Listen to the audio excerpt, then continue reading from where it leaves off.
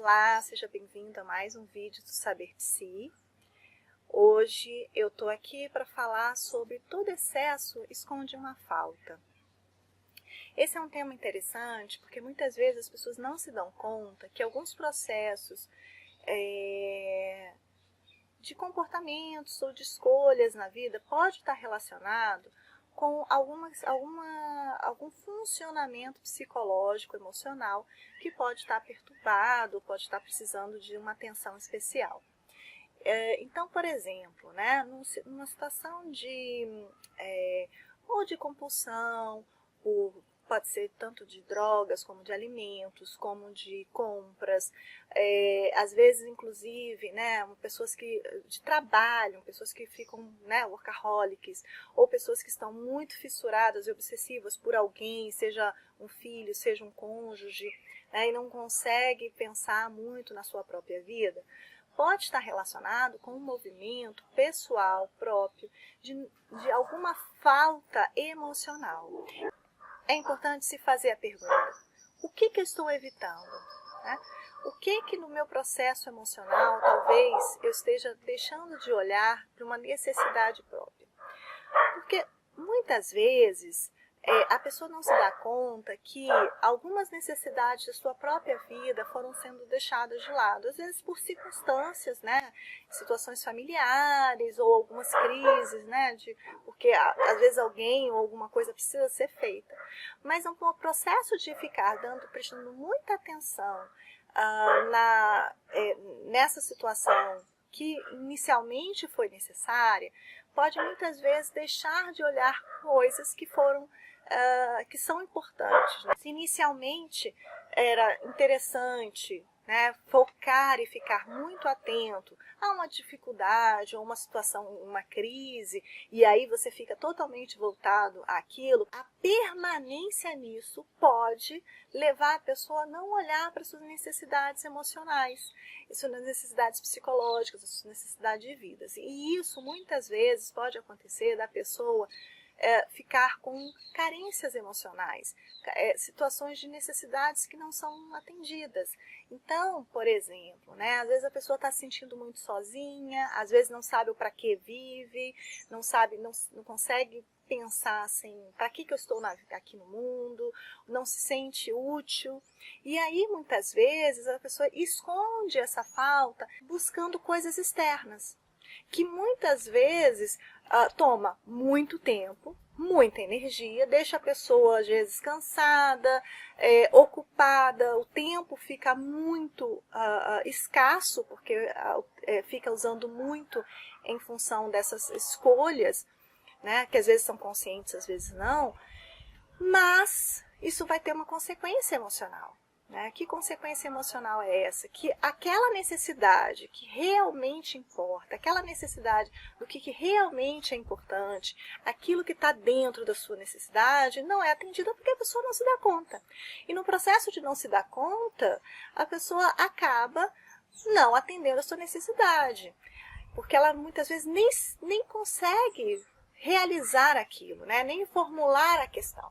Então, uma pergunta que se faz, né, nesses movimentos é: o que eu estou evitando? Né? Então, a gente faz na Gestalt terapia trabalho com o cliente, consulente ou paciente, da maneira que a pessoa preferir ser chamado, né? Ou chamar.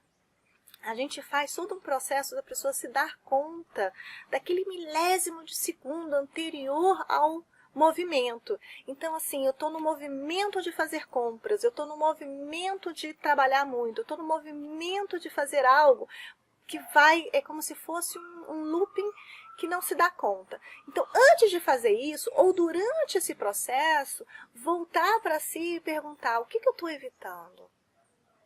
Para que eu estou fazendo isso? E aí prestar atenção na respiração, prestar atenção no corpo. Muitas vezes esse processo de fazer sozinho consegue se responder essas perguntas. Outras vezes, por ser questões, às vezes, muito dolorosas, às vezes poderem ter relação com alguma situação inacabada do passado, ou alguma coisa que foi traumático, muitas vezes não se consegue fazer essa pergunta sozinho.